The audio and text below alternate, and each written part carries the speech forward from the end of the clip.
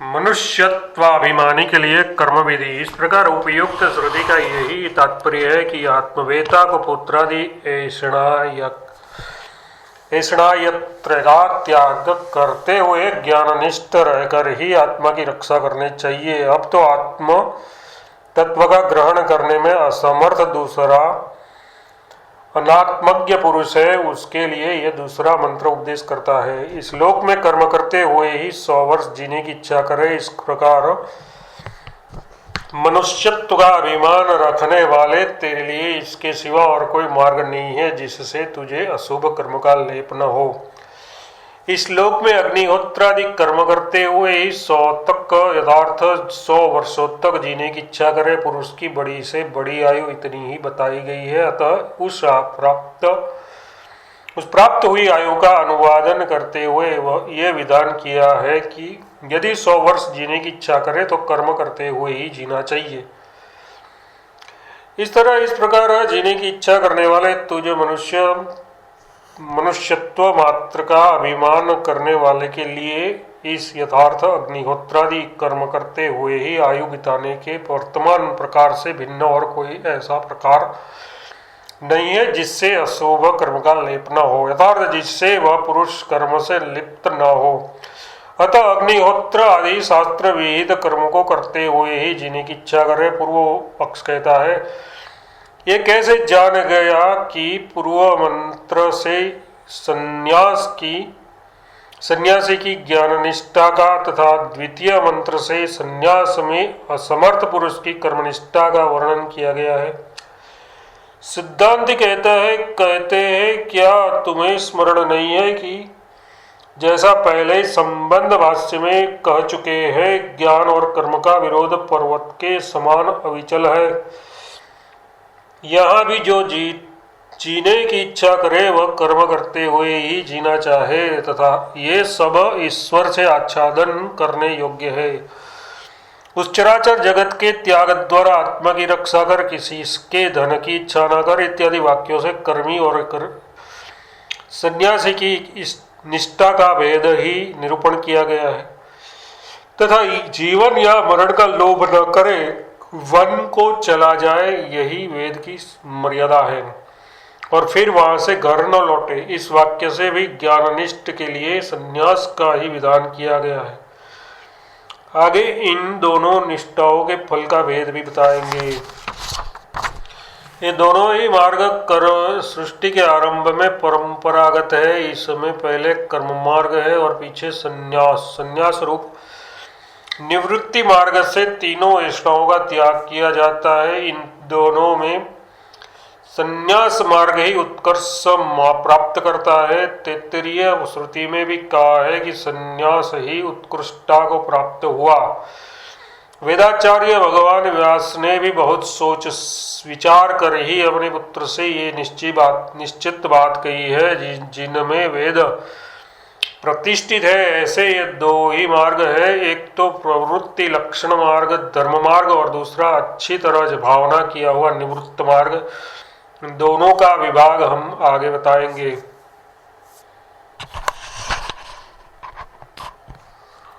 अज्ञान की निंदा। अब अज्ञान की निंदा करने के लिए ये तीसरा मंत्र आरंभ किया जाता है। ये वे असुर संबंधी लोग आत्मा के अदर्शन रूप अज्ञान से आच्छादित हैं। जो कोई भी आत्मा का हनन करने वाला लोग है, वे मरने के अनंतर उन्हें प्राप्त होते हैं।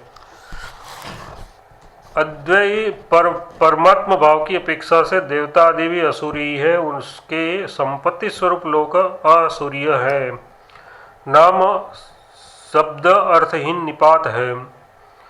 जिनमें कर्मफलों का लोकन दर्शन यानी भोग होता है, वे लोक यथार्थ जन्म मतलब यानी योनिया अंध अदर्शनात्मक तम यानी अज्ञान से आच्छादित है। वे इस शरीर को छोड़कर अपने कर्म और ज्ञान के अनुसार उन ब्रह्म से लेकर स्थावर पर्यंत योनियों में ही जाते हैं। जो कोई आत्मा का घात मतलब नाश करते हैं, वे आत्मघाती है। वे लोग कौन है? जो अज्ञानी है। वे सर्वदा अपने आत्मा की किस प्रकार हिंसा करते हैं, अविद्या रूप दोष के कारण अपने नित्य सिद्ध आत्मा का तिरस्कार करने से अज्ञानी जीवों की दृष्टि में नित्य विद्यमान आत्मा का अजरात्मात्मादि ज्ञान रूप कार्य यानी फल मेरे मरे हुए के समान तिरोभूत रहता है। इसलिए प्राकृत अज्ञानी जन आत्मघाती कहे जाते हैं। इस आत्मघात रूप दोष के कारण ही वे जन्म मरण को प्राप्त होते हैं।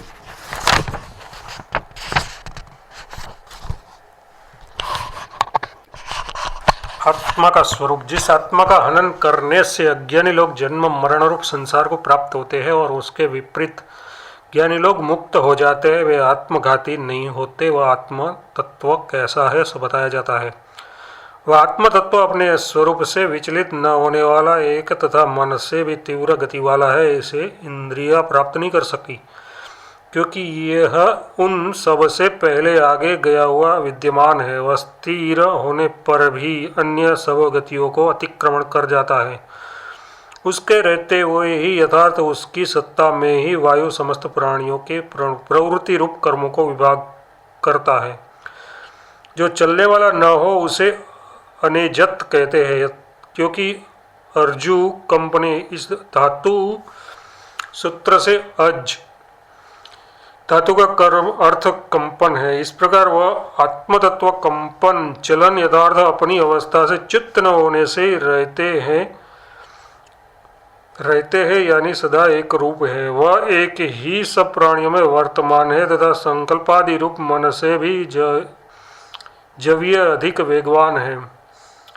पूर्व पक्ष कहता है यह विरुद्ध बात कैसे कही जाती है। वह आत्मतत्व ध्रुव एवं निश्चल है तथा मन से भी अधिक वेगवान है। सिद्धांत कहता है यह कोई दोष नहीं है, क्योंकि निरूपाधिक और सोपाधिक रूप से यह विरुद्ध कथन भी बन सकता है। उस अवस्था में अपने निरूपाधि रूप से तो अविचल और एक ऐसा कहा जाता है तथा अंतःकरण की मनरूप संकल्प विकल्पादि का उपाधि का अनुवर्तन करने के कारण मन से भी अधिक वेगवान कहा गया है। इस श्लोक में देहस्थ मन का ब्रह्मलोक आदि दूर देशों में संकल्प रूप से एक क्षण में ही गमन हो जाता है। अतः मन का अत्यंत वेगत्व तो लोक में प्रसिद्ध ही है, किंतु उस मन के ब्रह्मलोक आदि में बड़ी शीघ्रता से पहुंचने पर वहां आत्मचेतन का अवभास पहले से ही पहुंचा हुआ सा अनुभव किया जाता है। इसी से वह मन से भी अधिक वेगवान है, ऐसा श्रुति कहती है। जिसका प्रकरण चल रहा है ऐसे इस आत्मतत्व को देवगण भी प्राप्त यथार्थ उपलब्ध नहीं कर सके। विषयों का घोतक मतलब प्रकाश करने के कारण चक्षु आदि इंद्रिया ही देव है। इन इंद्रियों से तो मन ही वेगवान है। अतः आत्मा तथा इंद्रियों के बीच में मनोव्यापार का व्यवधान रहने के कारण आत्मा का तो आभास मात्र भी इंद्रियों का विषय नहीं होता, क्योंकि आकाश के समान व्यापक होने के कारण वह वेगवान मन से भी पहले ही गया हुआ है। वह सर्वव्यापी आत्मतत्व अपने निरुपाधिक स्वरूप से संपूर्ण संसार धर्मों से रहित तथा अविक्रिय होकर ही उपाधिकृत संपूर्ण सांसारिक विकारों को अनुभव करता है और अविवेकी मूढ़ पुरुषों को प्रत्येक शरीर में अनेक सा प्रतीत होता है। इससे श्रुति ने ऐसा कहा है, वह दौड़ते यथार्थ तेज से चलते हुए आत्मा से भिन्न अन्य मन वाणी और इंद्रिय आदि का अतिक्रमण कर जाता है, मानो उन्हें पार करके चला जाता है। ईव का अर्थार्थ ईव का भावार्थ श्रुति मतलब ठहरने वाला इस पद से स्वयं ही दिखला रही है। यथार्थ स्वयं अधिक अविकारी रहकर ही दूसरों को पार कर जाता है। उस नित्य चैतन्य स्वरूप आत्मतत्व के वर्तमान रहते हुए ही जो मातरी यथार्थ अंतरिक्ष में संचार गमन करता है, वह मातरिस्वा मतलब वायु जो समस्त प्राणियों का पोषण और क्रिया रूप है, जिसके अधीन ये सारे शरीर और इंद्रिय है तथा जिसमें ये सब ओतप्रोत है, और जो सूत्र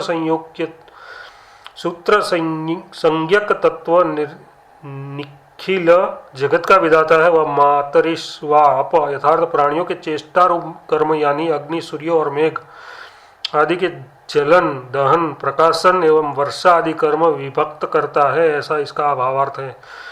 अथवा इसके भय से वायु चलता है इत्यादि भाव वाली श्रुतियों के अनुसार दधाती का अर्थ धारण करता है, ऐसा मानो। क्योंकि शरीर और इंद्रिय आदि सभी विकार सबके अधिष्ठान स्वरूप नित्य चैतन्य आत्मा तत्व के विद्यमान रहते ही होते हैं। मंत्र को आलस नहीं होता, अतः पहले मंत्र द्वारा कहे हुए अर्थ को ही फिर कहते हैं। वह आत्मा तत्व चलता है और नहीं भी चलता, वह दूर है और समीप भी है, वह सबके अंतर्गत है और वही इस सब के बाहर भी है। जिसका प्रकरण है वह आत्मतत्व ईजन करता चलता है, वही स्वयं नहीं भी चलता, यथार्थ स्वयं अचल रहकर ही चलता हुआ सा जान पड़ता है। यही नहीं, वह दूर भी है, अज्ञानियों को सैकड़ों करोड़ों वर्षों में भी अप्राप्य होने के कारण दूर ऐसा जैसा है। तत्व अंति के ऐसा पदच्छेद करना चाहिए। वही अंतिक अत्यंत समीप भी है, यथार्थ केवल दूर ही नहीं, विद्वानों का आत्मा होने के कारण समीप भी है। वही सबके अंतर यानी भीतर भी है, जैसा कि जो आत्मा सर्वांतर है इत्यादि श्रुति से सिद्ध होता है। आकाश के समान व्यापक होने के कारण वह इस नाम रूप और क्रियात्मक संपूर्ण जगत के बाहर तथा सूक्ष्म रूप होने के इसके भीतर भी है, और श्रुति के प्रधान धन ही है। इस कथन के अनुसार वह निरंतर बाह्य और भीतर के भेदों को त्याग कर सर्वत्र ही है।